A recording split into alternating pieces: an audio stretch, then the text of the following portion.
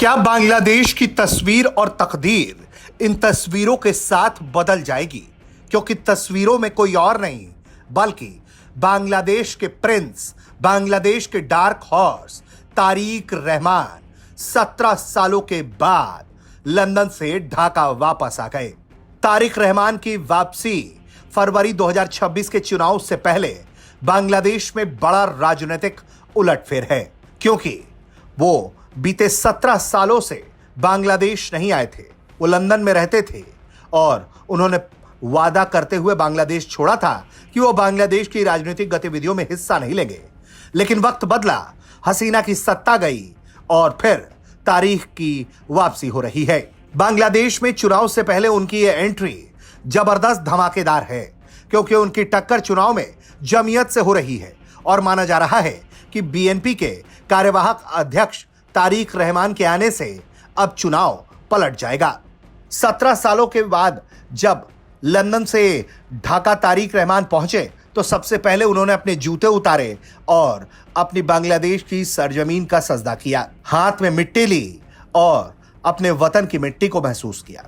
इसके अलावा जब रैली स्थल के लिए वहां से वो निकले तो इतना भारी भीड़ था कि महज कुछ मिनटों की दूरी जो है वो घंटों में पूरी करनी पड़ी।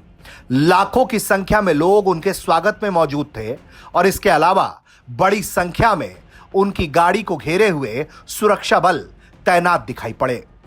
इसके लिए उन्होंने बांग्लादेश की केयरटेकर सरकार के प्रमुख मोहम्मद यूनुस को फोन पर धन्यवाद भी किया।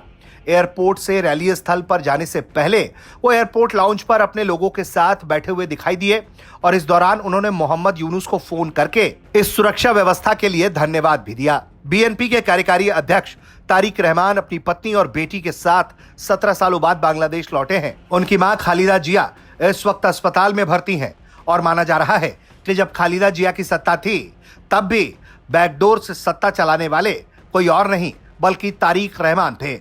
तारिक रहमान एक बड़ी हस्ती हैं और माना जा रहा है कि उनके एंट्री से बांग्लादेश में बीएनपी मजबूत हो रही है और बांग्लादेश की जो जमाती पार्टी है वो अब चुनौती का सामना कर रही है, क्योंकि माना यह जा रहा था कि अगर बांग्लादेश की सत्ता में जमाती हावी हो गए तो फिर भारत के लिए परेशानी ज्यादा बढ़ जाएगी और पाकिस्तान जैसे देश को भारतीय सीमा पर उटपटांग हरकत करने के और मौके मिल जाएंगे।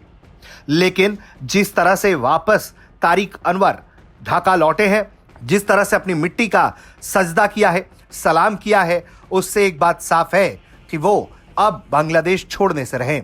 और तो और सबसे बड़ी बात यह है कि पहले के मुकाबले अब उनके रिश्ते जमात से अलग हो चुके हैं और आने वाले दिनों में वो भारत के साथ रिश्ते सुधारने पर जोर देते हैं, क्योंकि उनकी पार्टी का मानना है कि पाकिस्तान से कहीं बेहतर भारत है और अगर उनकी आवाम चाहेगी तो भारत के साथ रिश्ते पहले से और भी ज्यादा मजबूत होंगे।